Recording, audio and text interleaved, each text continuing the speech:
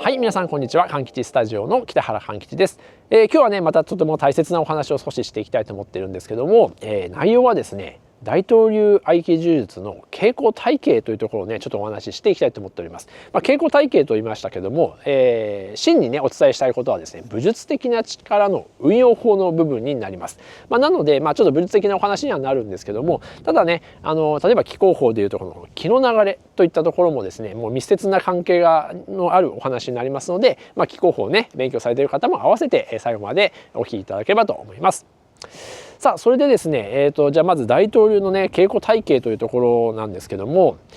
大東流の練習というのはですね非常に不思議な内容が多いんですね一般的に言うと。ですね大東流のね長年やつは私を含めね大東流人間なんかはですねもうそれは当たり前だと思ってねやってるし、ある種それが大切だと思ってますし、疑問にも思わないんですけども、多分ねそういう大東流のことを知らない方なんかは非常にね外から見るとね不思議な稽古体系をやってるんじゃないかななんて思います。例えばなんですけどもね今ではね有名になってしまいましたけども相手のね相手に誰かにこう手首をねグッと押さえてもらうねグッと押さえてもらう。でそれをね相手がグーって頑張ってるところをうまくグッて上げる練習、通称合気上げなんて言いますけどもね、こういう練習を代表するようにですね、大東流のね技のね練習の大半はね誰かにこう掴んでもらってね、どこでもいいです。別に手でもいいですしね肩でもいいし胸でもどこでもいいですけどもね掴んでもらってそれを何とかしましょうっていうね練習体系で、ほぼこれがですね8割9割ぐらいの体型になってるんじゃないのかな、という練習方法がね、日常で行うメインなんですね。もちろん基本的なね鍛錬である例えば四股とかね剣を振るとかこういう個人鍛錬はまた別にねもちろんありますけどもね対人でやる時はですねそういった練習がね非常に多いんですよね。でもねこれはですね多分ね今の時代から見るとねすごく不思議なんじゃないかと思うんですよね。格闘技全盛の時代ですからね今はね武術武道だけじゃなくてねもうスポーツレベルでもね本当にもうボクシングとかねキックボクシングもありますしねいわゆる総合格闘技というね世界もありますしね本当にああいう世界を見てしまうとこういった大東流のねある種こういう稽古って本当に意味があるのとかね役に立つのとかね何のためにやってるのっていうね疑問はねいっぱいあると思うんですよね。でこの辺をちょっと紐解く話からねちょっとしていきたいと思うんですけども歴史的に見るといろんな諸説ありまして、例えばね大東流合気柔術は当然歴史が古いのでまず明治まで遡りますしね武田宗覚選手がね最初なんていうのかなこうまとめられたというか作られたという説がありますからね。でももっと歴史を遡れば古流柔術まで戻っていってしまうのでそうするとねいわゆる昔の剣の時代刀を持ってた時代なので、その剣をね持ってる相手をね手首を押さえてしまうっていうねこういう発想があるという説もあったりします。要するに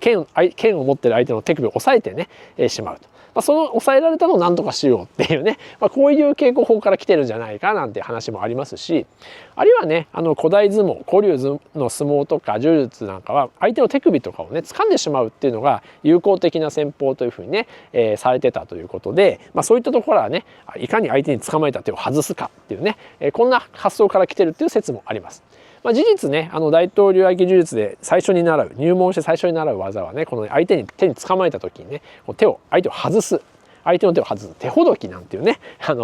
技からねまずスタートするんですけどもねまさに相手に手首を掴まれた時にですねなんとか外そうっていうねこういうところからねスタートするんですよね。でもね先ほどの話に戻ってじゃあそういう歴史的な理由はわかるよとただ今時ね自ら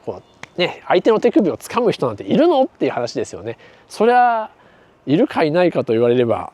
いないでしょうねよっぽど何か専門的にそういうことをね相手の手首で何かするっていうのを知ってる技を知ってる人かね何かナイフとかピストル持ってるのをねこういう特殊な訓練を受けたね警察とかねそういう人たちね軍隊の人たちとかがそういう技あるかもしれませんけど普通の人がねなかなか手首を掴むっていうのはねなかなかね、今は胸ぐらとかね首とかにねこんな風になるのが、ね、一般的かなと思うんですよね。そんな風にね思われる方も多いと思うので多分ねこの非常に不思議なね稽古体系になってるかなと思うんです。ただですね先に申し上げておくと実はこの大東流合気柔術、他にもね他の例えば合気道とか、そういう兄弟関係のね武術もはじめ、武道全体にももちろんあると思いますけども、こういうね、今お伝えしたこういう技って実はねすごく大切だし、私の考えではまさに現代の武道あるいは護身術も含めてねものにすごく役に立つ練習方法だと思っております。というのはですね前回かな、出した動画であるねこの丹田の話と密接に関係してるんですよね。ちょっとその辺の話にね少し移していきたいんですけども、武術的な力というのはですね一般的に武術的な力というとちょっと話広くなっちゃうんですけども、大きな意味で言えばですねこの、丹田の力をですね運用するっていうね大きな目的があるんですね。丹田というのは全身で、練り上げた力というふうに考えていただいて結構なんですけども、このね丹田がね非常に開発されてそれが上達すると非常に莫大なエネルギーをねここで練ることができる。もちろん初心者から達人までねそのレベルは全然違いますから、初心者はねまだまだ多少の力がグッてなるぐらいかもしれませんけどね、達人になるとこれがもう自由自在にねブワーって広がったりとかね柔らかく動いたり鉄の塊にギュッてなったりとかですね、本当にもう自由自在に動くね、ものになりますけど、そういうね非常に可能性のねどこまでも広がるねエネルギーの源と思っていただければ結構です。で、その具体的な内容はね他の動画ちょっと見ていただきたいんですけども、このねせっかくこの丹田で練り上げたエネルギーをですねいかにね運用するか、これにね武術的な力が武術的な技法がね、の習うメインとなっているんですね。同時にこの丹田で練り上げた力というのはですね、私の感覚経験上ですね、例えば筋肉的なものに比べて多分ですね長くというのはその年齢という意味でね寿命に対してですね長く活用できるっていうふうに私は考えております。やっぱり筋肉的な力というのはね、例えば20代ぐらいをピークにですねどうしても落ちてってしまうって、これはもういろんなスポーツでも証明されてますよね。ただこのね丹田のエネルギーっていうのはもちろんねその鍛え方にもよりますけども、これまでの達人の人たちも証明しているようにですね、やっぱりこのね丹田を鍛えてる人、っていうのはですね高齢になってもねやはり非常に強い力をね発揮するっていうのはある程度広く知られていることかなと思ってるんです。でこれをですねいかに外に伝えるか、その技法っていうのはですねとても武術的には大事ですし、これをですね開発することはとっても大切なんですね。なので武術的な体というのはこの丹田のエネルギー全部が外側に全部みなぎってる状態、外側というか自在に運用できるっていう話になるんですね。裏を返すとその丹田のエネルギーを蓄えたものを自在に運用できないとまだまだそれを武術として使いこなしているとは言えない。なので、そのための稽古法ということに、なってくるんですよね。さあそこでね、先ほどね大東流合気柔術の話になるんですけど、実はこのね大東流合気柔術の稽古体系っていうのはもちろんこれは私の考えになりますけども、この練り上げた体全体で練り上げたこの中枢の丹田の力を体の全部位にどこでも自在に出すことができる、出すことができて運用することができて活用することができて、認識することができる、それをね大きな意味の目的としてやっているんですね。個々の技はもちろんね捕まえた時にそれをうまく外して相手を倒すとか、囲まれた時にこことここ捕まえた時にこうするとか、胸ぐら捕まえた時にこうやってこうするみたいな、そういう個々の技の意味はもちろんあります。ただ大きな意味で考えていく時にこの丹田のエネルギーをですね全身どこの部位においても全部発揮できる体に練り上げていくっていうことがねとても大切なことになるんですね。さあそこでね先ほどのその大東流合気術のその稽古体系の話になるんですけど、最初にねこの手首をつかむっていうのがね非常にねオーソドックスだし、多分全ての大東流流派でやるんじゃないかなと思います。これやってなかった流派があったらもし知りたいんでね教えていただきたいですけどもね、大抵大東流というといろんな流派がありますが、手首をつかむと。でね最初はおそらくですねその丹田のエネルギーを手首に伝える練習かなと思っております。要するにですねやっぱり最初は手に伝えたい。ね、別に他の部位だって構わないのかもしれないんですけども、まずは手に伝えたいということで手を掴んでもらって、そこに丹田のエネルギーをビューッと伝えていく。ね当然手を捕まえる時に手の力だったらね誰でもできますよね。えいえいっていうねこういうね腕力ですよね。なんですけどこれだといわゆる普通の筋肉的な力ねパワーになってしまいます。これだとね武術的な力ではなくて、あくまでこの手の捕まえたところを丹田を使って何とかするっていうね、こういう練習法になるんですね。こういう練習法なのでこれを考えた時に課題が2つあってですね、1つはですね丹田がそもそもできてないとこれやってもあまり無駄っていうことになるんですね。無駄というか、そもそも丹田のエネルギーを伝えたいんだけど丹田がなかったら伝えるエネルギーそのものがないでしょっていう話になってしまうんですね。なので実は私のね大統領の中でも源流にあたるね、佐川派大統領合気柔術の佐川幸義総判はですね、やっぱりこの体をですね非常に練ること、作り上げること、鍛えることをですねもう絶対的なメインに据えてたんですね。どんなに枝葉の技法ができてもそもそも発揮するエネルギー、つまりエンジンがなかったらですね、あるいはエンジンが小さかったらですね、効果的なものはできないんですね。なのでやっぱり丹田の鬼としても有名なんですけどもね、佐川幸義総判はですね自身の個人丹田をものすごく重視してたっていうのはそういうことなんですね。そういうねある程度丹田を練って、そして、末端に伝えるという練習なんですけども、もう一つね課題があるのは、丹田がたとえできててもこのね伝えていくこの腕のこの伝達経路っていうんですかね、これがねできないとねやっぱり伝わらない。でこの伝達経路っていうのは結構難しいと言いますか、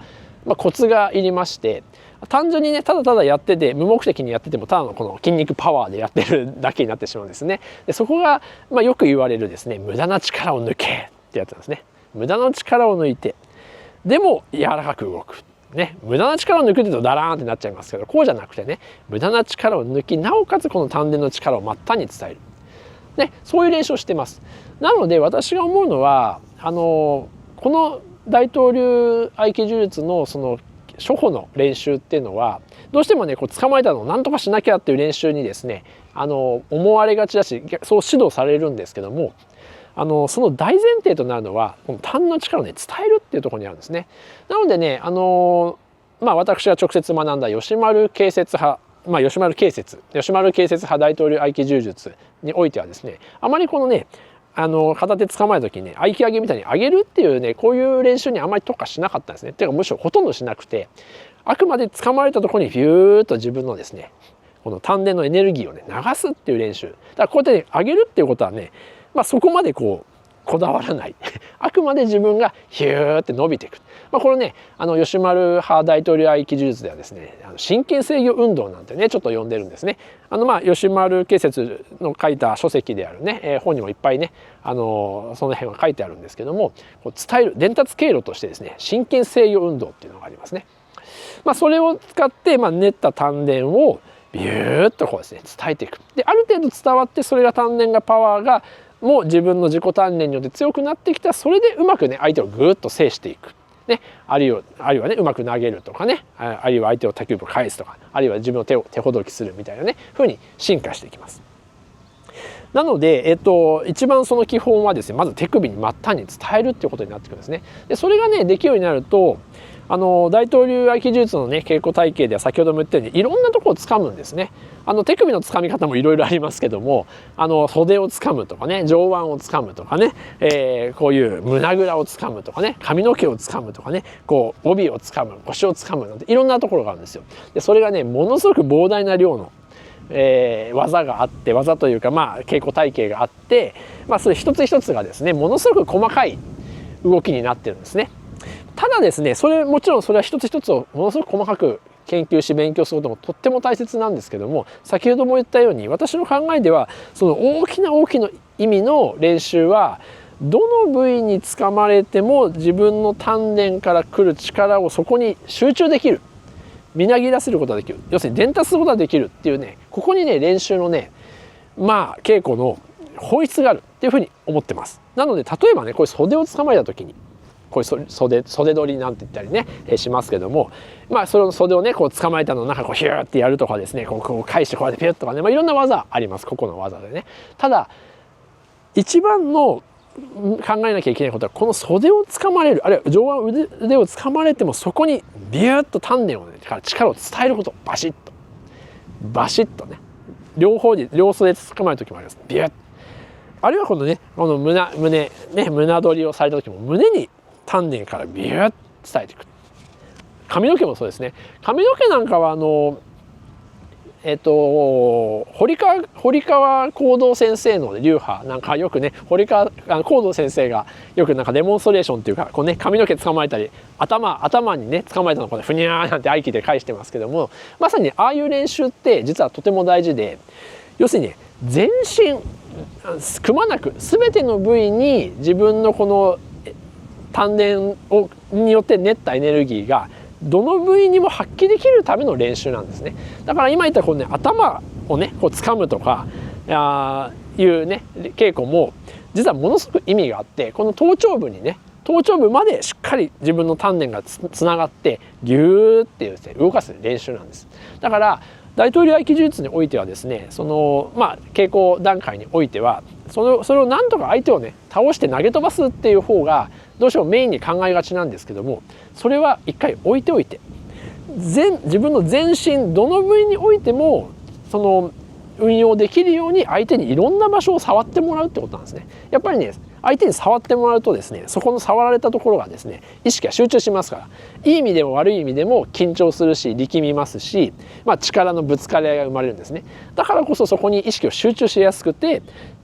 こう丹田からねこう力をそこに集中するといういい練習なんですね。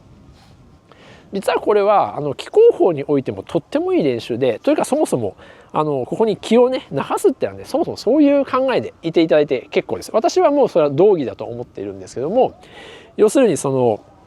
相手にね、気功の練習でも一緒です。なんか接触してもらって掴んでもらってそこに気を流すっていうね意識でやるんですね。そうすると気功法においてもですね、どの部位においても全身にこう気が回って、指先だろうが手のひらだろうが頭だろうが目だろうがね、お腹だろうが背中だろうがね、どこでもやっていくんですね。なのでその大統領合気柔術の、稽古法においては本当にいろんな背中からこう抱きつかれて、そうですね、背中でねギューってこう力をね丹田からの力を背中に伝えてねヒュッて投げ飛ばすとかね、足もね最終的にはもちろんありますけどもね、そういうふうにですね全身を全部ねこうどこでも力を発揮できるようになっていくってことになるんですね。さあそうするとね、最初の本当に役に立つのこの練習はっていう話にちょっと最後戻ってくるんですけども、実はですねやっぱり武術っていうのは全身がですねいつもある種覚醒している、要するに気が張っているね、隙がないっていうところに行くのが、本来の武術なんですよね。それは昔も今も関係なくて、身近なね街中でも危険があったりね、なんか変な人がいるとかね、身を守らなきゃいけない時にですね、やっぱりこの全身がね気がみなぎってて、そうすると隙がない、あるいは何かあった時にすぐ気づく、で何かこう振られた時にすぐパッとできるっていう、こういうですね本当に実用的な意味になるんですね。そのためにはですね、先ほど言ったように全身がこう気がどこの部位にもこう到達している、つまりこう丹田のエネルギーがどこの部位にも到達していることで、そういう体の状態にね、なっていくんです。この発想はですね一見確かに遠回りだし、スポーツ的なあるいは格闘技的な競技に比べてすごく時間がかかるとは思います。もう一個一個のこの部位を細かく鍛錬していくというか開発していくのでね、その代わりそれがうまく前進できると全部がね気がこう通ってどこの部位でもねこの丹田の力がね発揮できる。でもちろん最終的にはもうそんなことを考えずに自然にね全体にこう力がみなぎっている状態になってくると思うんですね。故佐川幸義総判はですねもう晩年というかね、合気を極めればもうただ動けば合気とかね、もうただ出るだけなんで、そんな話を口伝としてされてるんですけども、それはおそらくですねもう体全部にその自分がご自身がこうみなぎらせたその全身のパワーですね、丹田をはじめとする全身のエネルギーがもう体の全方位にね、X 軸 Y 軸 Z 軸いわゆるこの球体のようにね全部がバーッと広がってるので、もうどこを触られようがどこに振られようがもう全部がエネルギーが出てるので、動けば合気ポンで吹き飛んでしまうっていうね、いわゆる達人が完成するということですよね。そういう状態を酒井清総藩は合気の連隊なんて言ってね、ある意味究極的に目指す部位道といいますかね、ゴールというところだと思うんですけど、ただとは言ってもその丹田のその開発って多分永久に終わらないのでね、どこまでもやればやるだけね発展することだと思うので、そういったエネルギーもねどこまでもね可能性としてはあるんじゃないかなと思っております。さあそしてね、冒頭でお伝えしたようにそういうエネルギーさえできてしまえば現代のねなんていうのかな昔とは違うね、いろんな危険がいっぱいありますけども、格闘技とか例えばボクシングやキックボクシングのようなねああいうスポーツ的な格闘技に負けない、ね、そういうのにも決して劣らない、自分をね身を守る、あるいはね高度なね技をね出せるね体が完成するというのがこのね大東流合気柔術のこの稽古体系だというふうにね私は考えております。はい。同時にこう全身気が流れますのでねアンチエイジングというかね自分の健康養生という意味でもですね非常に効果的なので、そういう意味でやっぱりね伝統的にやられている稽古なので非常に意義深いものなのかななんていうふうにねそんなふうに思っております。はい。というわけでね今日はね一見不可思議に思われてしまう大東流合気柔術のねこの稽古体系なんですけども、実はねそういうね意味合いが根っこにはある。でももちろんねその大きな丹田の力を伝えるって意味はありますけども、それをねいきなりそういうふうにまた考えてもうまくいかなくて、やっぱり一個一個ね基本的な技をですね練習するうちにですねだんだんこう身についてきてね、最終的には時間がかかりますけども全体的な部位に全部広がるよっていうねこういう稽古体系のお話でした。はい、いろいろなね考えもあるかもしれませんけどもね、一つのね私のね考え方の一つとしてね参考にしていただければいいかなと思っております。はい、というわけで今日はね大東流合気術のね健康じゃないや稽古体系というところをねちょっとお話しさせていただきました。もし参考になりましたらねまたいいねとかチャンネル登録もお願いできればと思います。はい、ではまたね次回の動画でお会いいたしましょう。本日はご視聴ありがとうございました。はい、さよなら。